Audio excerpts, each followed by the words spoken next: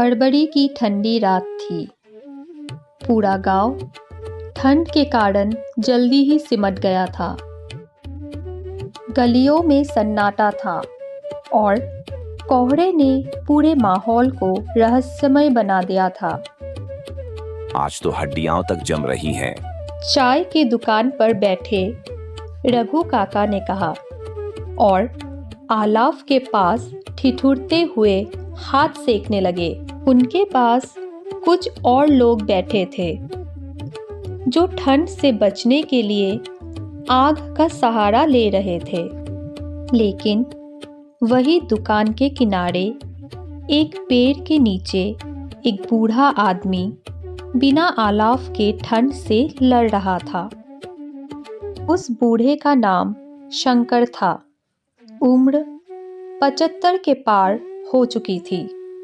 शरीर कमजोर हो गया था और कपड़े इतने पुराने थे कि ठंड से कोई बचाव नहीं हो सकता था। वो पेड़ के पास एक फटे पुराने कंबल में सिमटा बैठा था, लेकिन उसकी आंखों में अनकही तकलीफ थी। कुछ साल पहले तक शंकर का अपना घर था। उनकी पत्नी कुछ साल पहले बीमारी से चल बसी थी। फिर एक दिन बेटे बहू ने शंकर को घर से निकाल दिया। वो दर दर की ठोकरें खाकर इस गांव में आ गया और यही पेड़ के नीचे ही उसका नया ठिकाना बन गया। सामने वाली गली में साहू जी की किराने की दुकान थी। वो रोज शंकर को पेड़ के नीचे बैठा देखता, लेकिन कभी ज्यादा ध्यान नहीं दिया था। उस रात ठंड इतनी ज्यादा थी कि उन्होंने पहली बार उसके बारे में सोचा।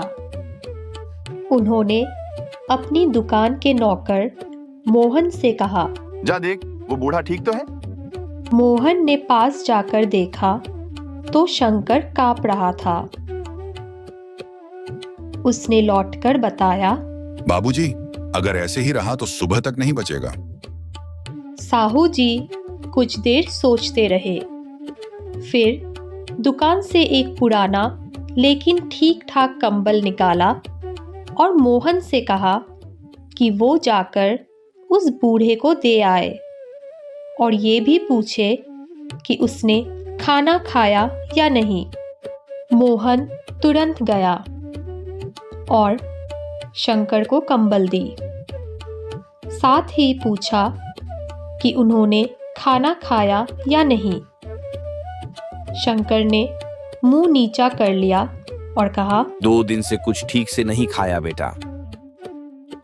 मोहन लौटकर आया और साहू जी को बताया। साहू जी ने तुरंत दुकान से एक रोटी सब्जी का पैकेट तैयार किया और मोहन से कहा कि वो जाकर दे आए। शंकर ने जब खाना देखा तो उसकी आंखों में आंसू आ गए।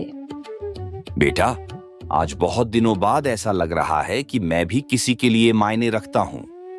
मोहन ने मुस्कुराते हुए कहा, बाबा, अब जब भी भूख लगे दुकान पर आ जाना।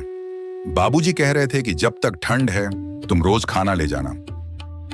शंकर कुछ और बोल नहीं पाया, बस हाथ जोड़कर आशीर्वाद देने लगा।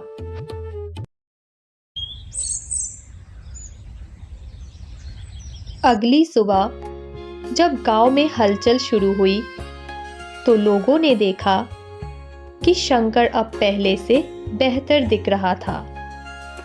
साहू जी की दया और मोहन की मदद ने उसकी रात बचा ली थी। उस रात जब पूरी दुनिया ठंड से कांप रही थी, एक छोटे से अच्छे काम ने एक जीवन को बचा लिया था। फरवरी की कड़कती ठंड में इंसानियत की गर्माहट सबसे ज्यादा महसूस हो रही थी।